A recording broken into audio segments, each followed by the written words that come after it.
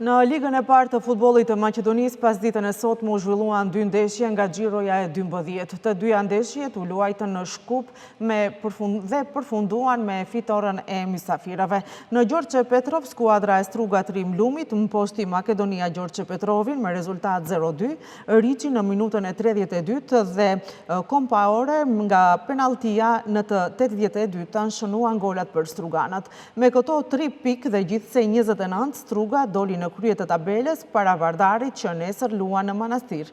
Në fushën pranë FFM-s, ekipi i Tikveshit me të njëjtën rezultat 0-2 e mundi Rabotničkin. Mysafirët nga Kavadari i shënuan golat në pjesën e dytë, duke siguruar vetëm fitoren e 3 kampionale.